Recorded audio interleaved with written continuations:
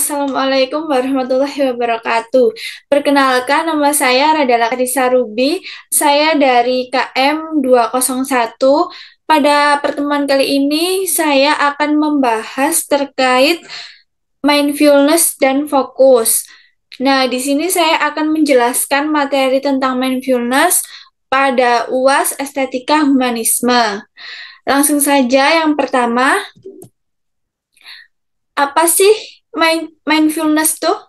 Secara umum, mindfulness adalah teknik sederhana yang dapat dilakukan dengan posisi duduk yang nyaman, mengatur nafas, lalu fokus pada detak jantung dan merasakan sensasi udara saat bernafas.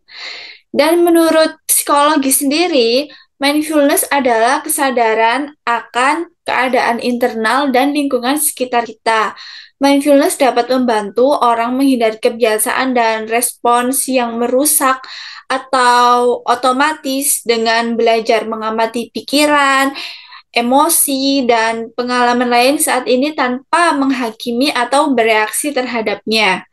Dan menurut ahli Brown and Ryan tahun 2004, mindfulness adalah kesadaran yang terbuka dan merupakan kondisi perhatian terhadap apa yang terjadi pada saat sekarang.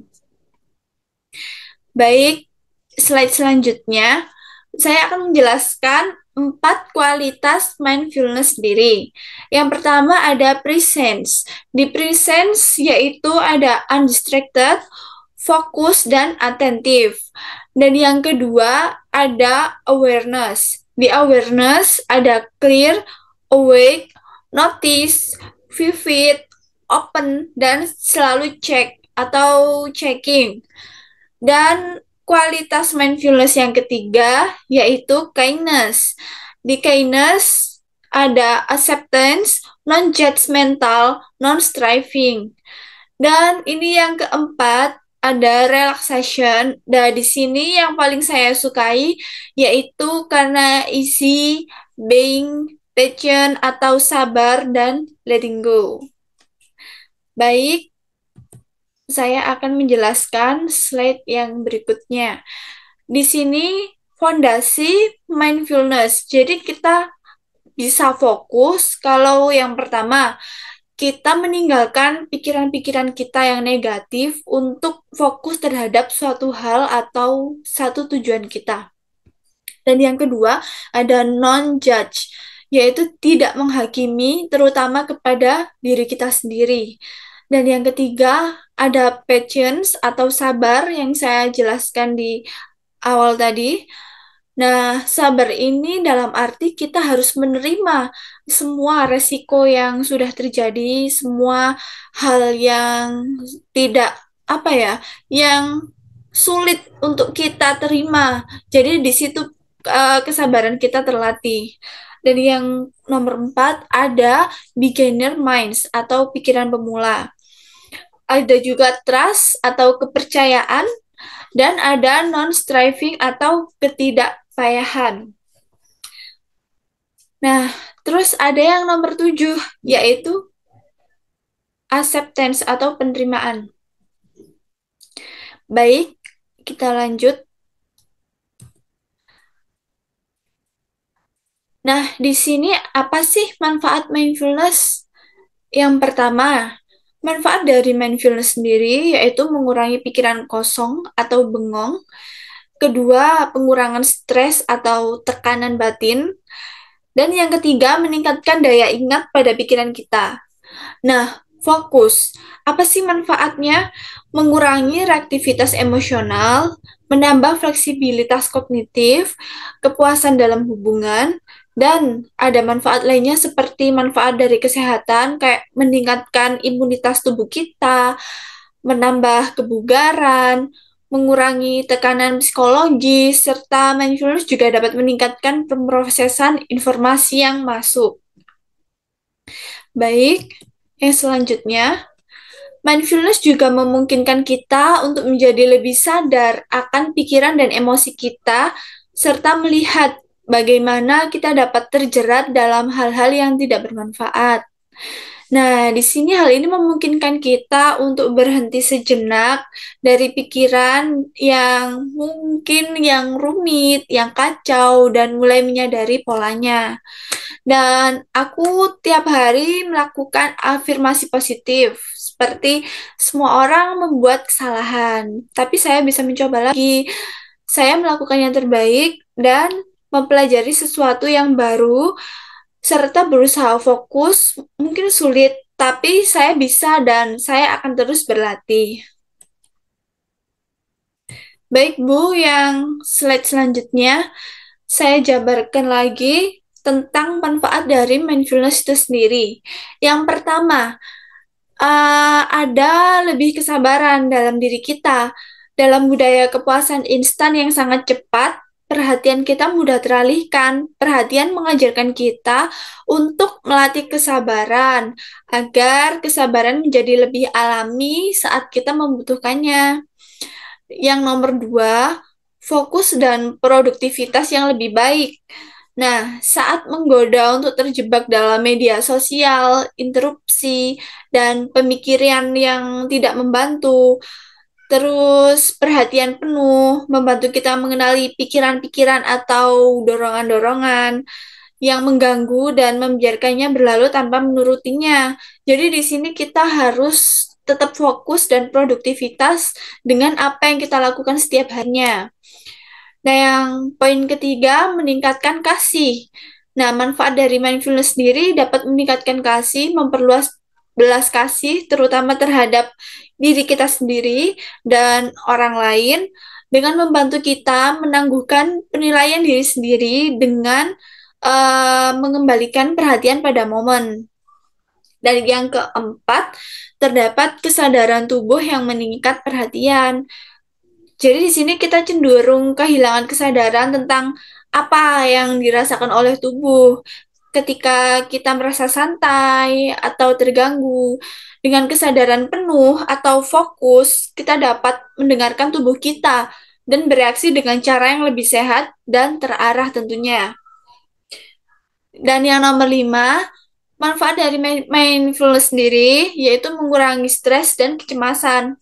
Dengan belajar bagaimana menjadi lebih selektif dalam memilih kapan dan apa yang harus kita pikirkan, kita harus memperbaiki otak kita untuk mengurangi stres dan kecemasan. Dan itu tentunya berpengaruh ya terhadap mental health kita. Baik, slide selanjutnya. Nah, di sini saya akan menjelaskan daily acts of mindfulness itu sendiri. Jadi setiap hari apa sih yang dapat membuat kita fokus? Dan yang pertama, mulai dari pagi hari, kita dapat bangun pagi dengan mempunyai tujuan. Terus duduk rileks. Seperti biasanya sih saya duduk rileks itu 10 sampai 15 menit. Dan juga kita tarik nafas, memiliki niat apa hari ini yang akan aku lakukan. Tentunya niat yang baik-baik ya, dan selalu berpikir positif. Yang kedua, saya selalu mengkonsumsi healthy food dan menikmati setiap suapannya. Seperti kalau pagi saya membuat pancake pisang atau membuat jus tapi tanpa gula dan yang lain-lain. Jadi manfaat manfaat fokus itu menjadikan tubuh kita dan metabolisme darah itu mengalir dengan bagus. Dan saya selalu memberikan jeda untuk istirahat terhadap diri saya sendiri, tujuannya untuk merefresh otak saya. Jadi jika saya sudah terlalu lelah, bosen, jenuh dengan pekerjaan, saya pasti akan refresh otak saya dengan meletakkan handphone or sosial media apapun tidak saya pergunakan selama kurang lebih 1 jam. Dan juga eh, aktifkan pikiran dan otot dengan melakukan peregangan seperti jalan santai. Saya setiap pagi maupun sore, alhamdulillah rutin berjalan santai maupun bersepeda di area belakang rumah saya. Kebetulan ada seperti sawah atau kayak kebun, jadi enak suasananya tuh syahdu banget. Jadi saya setiap hari mempunyai pikiran yang positif dan itu membuat diri saya fokus terhadap tujuan saya hari itu. Baik. Nah, di sini fokus. Fokus adalah cara melatih diri untuk memusatkan perhatian pada apa yang terjadi saat ini tanpa bereaksi dan berpikir berlebihan pada kondisi yang ada di sekitar kita.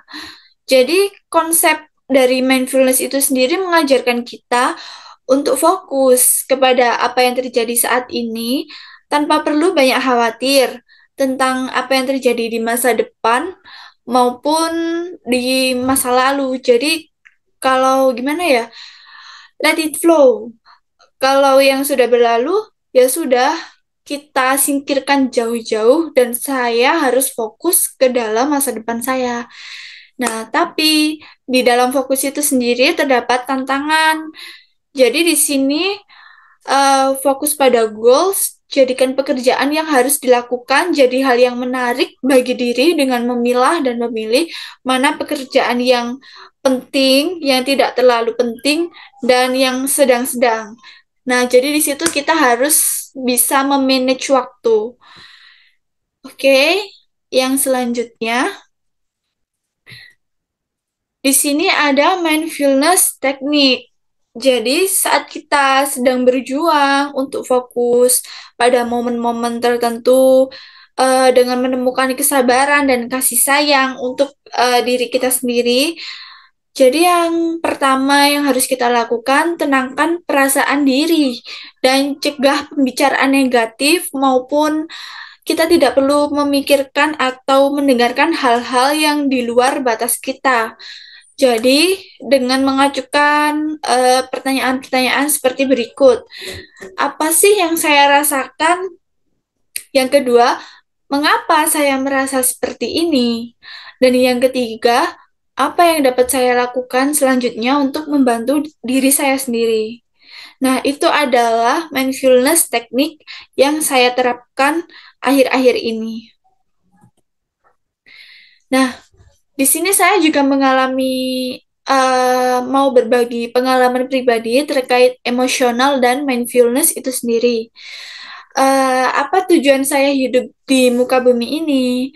Tujuan saya hidup di muka bumi ini yakni meliputi kebahagiaan pribadi, seperti ingin membantu orang lain dan hobi saya yaitu traveling. Saya kadang ke Jakarta maupun ke Lombok atau ke Sumatera. Yang paling sering tuh saya ke Bali. Jadi enak itu yang menjadi fokus tujuan. Jadi kita itu hidup harus memiliki tujuan dan disitulah saya merasa semangat untuk menjalani hari-hari saya.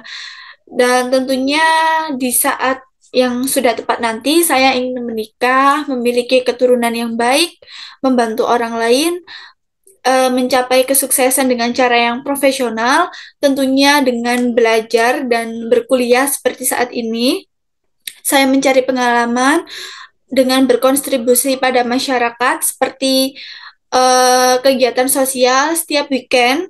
Saya termasuk panitia Peduli Malang. Saya tinggal di Malang, Jawa Timur. Saya bersosialisasi ke panti asuhan, panti jompo, dan mengadakan event di setiap hari minggunya. Jadi, melalui mindfulness, saya dapat menemukan nih dan mengklarifikasi apa tujuan saya hidup dengan lebih jelas berdasarkan nilai-nilai dan keinginan terdalam dari diri saya.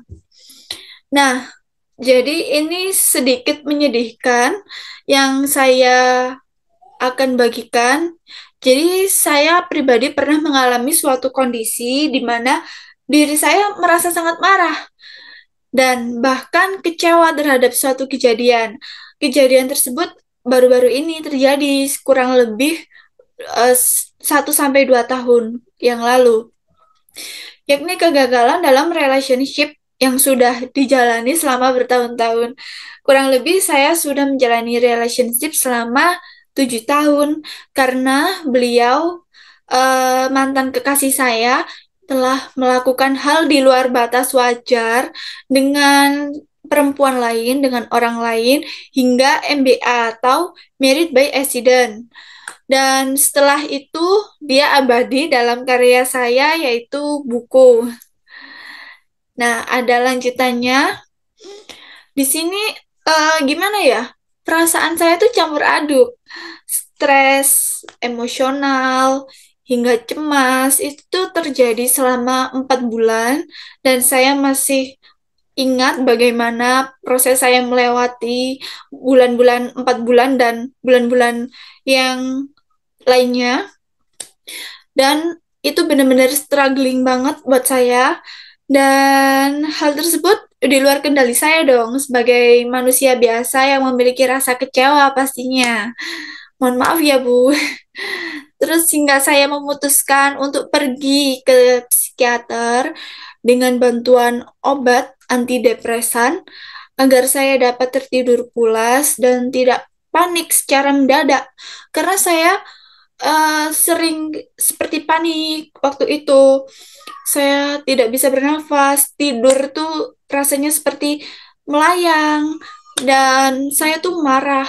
Saya marah, dan itu butuh waktu yang cukup lama untuk saya berdamai kembali dengan keadaan yang normal. Dan dari situ saya tidak bisa melakukan apa-apa, aktivitas pun terganggu, pekerjaan terganggu, kurang lebih hingga 8 bulan saya baru bisa aktivitas lagi. Saya ikut kegiatan sosial yang saya sebutkan tadi. Dan itu termasuk dalam tahap recovery atau pemulihan. Itu adalah upaya-upaya saya untuk mengendalikan marah ini atau bisa bersangkutan dengan materi emotional intelligence ya. Jadi dalam tahap recovery atau pemulihan dengan cara-cara yang positif seperti self-improvement atau mengembangkan diri kita, bahkan traveling yang seperti saya katakan tadi, karena hobi saya kebetulan traveling, saya ke Jakarta, saya ke Jaksel, saya lihat ke kampus saya di Universitas Cyber Asia, serta berkegiatan sosial, sering melakukan kegiatan mindfulness untuk mengontrol emosional serta fokus terhadap tujuan-tujuan awal, rasa senang terhadap diri sendiri karena mampu mengontrol ego dan emosi walaupun masih belum ikhlas 100% dengan keadaan seperti ya waktu itu. Dan saya dapat dukungan tentu saja dengan teman-teman saya yang sahabat saya dan orang tua saya. Cara terakhir adalah belajar untuk ikhlas dan memaafkan keadaan yang tidak dapat dirubah atau berdamai dengan takdir dan ya menjalani kegiatan-kegiatan seperti biasanya. Itu adalah bagaimana cerita struggling saya selama 1 tahun terakhir ini dan alhamdulillah saya bisa melewati itu karena saya tidak mau terjebak dalam posisi kesedihan yang berlarut dan saya yakin bahwa Allah Subhanahu wa taala telah menciptakan takdir yang terbaik untuk saya untuk nantinya. Nah, seperti itu yang bisa saya bagikan untuk cerita hidup saya dan oh ya kebetulan juga saya tuh juga sempet apa ya struggling banget, saya sempet down banget, saya hilang fokus. Saya pernah merasakan itu semua. Tentu semua orang pasti pernah dan kehilangan seseorang di hidup saya yaitu ibu saya. Ini menurut saya tidak ada penawarnya, penyakit yang tidak ada penawarnya. Jadi kesabaran saya benar-benar diuji dalam menjalani proses dewasa ini. Saya juga bekerja untuk kuliah. Jadi ya itulah namanya hidup ya. Jadi kita harus selalu bersyukur. Intinya di situ. Terima kasih sudah menyimak. Lanjut ya, Bu. Nah, di sini ada keep in mind. Jadi, menjadi tidak sempurna adalah sesuatu yang kita semua alami. Kita mempunyai emosi yang terasa menyenangkan dan emosi yang tidak nyaman. Dan tentunya perlu waktu untuk belajar bagaimana bersabar terhadap diri kita sendiri. Jadi, terkait penerimaan, passion, atau kesabaran yang menjadi kunci kendali untuk fokus. itu harus benar-benar dari diri kita sendiri. Kalau diri kita sendiri belum siap untuk maju ke depan, kita tidak bakal bisa mencapai goals-goals dalam hidup kita. Nah, maka dari itu saya menerapkan dan masih belajar berusaha untuk selalu menerima keadaan dan fokus terhadap apa yang saya jalani hingga hari-hari berikutnya. We all deserve kindness, dan ya yang terakhir, sekian pembahasan tentang mindfulness dan fokus. Saya Radela Karissa Ruby dari KM 201 mengucapkan terima kasih banyak, terutama kepada dosen pengampu saya, yaitu Bu Rosana atau disebut Bu Ocha. Terima kasih banyak. Akhir kata, wassalamualaikum warahmatullahi wabarakatuh.